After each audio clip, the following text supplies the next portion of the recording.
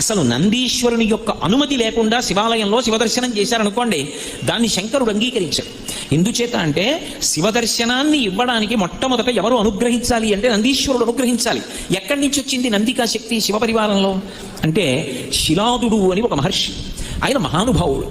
ఆయనకి ఒకప్పుడు ఒక విచిత్రమైనటువంటి కోరిక కలిగింది, నాకు ఒక కుమారుడు కలగాలి, కానీ అందరు పిల్లలు పుట్టినట్టే భార్య యొక్క సహాయము వలన నా తేజస్సు నా భార్య యొక్క శోణితము కలిసి నా భార్య యందు పిండముగా రూపుదిద్దుకొని ఏదో కొన్ని నెలలు ఆమె గర్భము ధరించిన తరువాత బయటికి వచ్చేటటువంటి శిశువు కాదు, అయోనిజుడు కావాలి.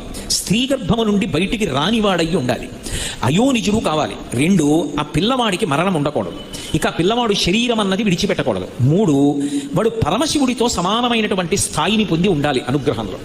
వాడు ఆజ్ఞాపించడంలో కానీ అనుగ్రహించడంలో కానీ రూపంలో కానీ ముమ్మూర్తుల శంకరుడు ఎలా ఉంటాడో అలా ఉండాలి. నాకు అటువంటి కొడుకు కావాలి.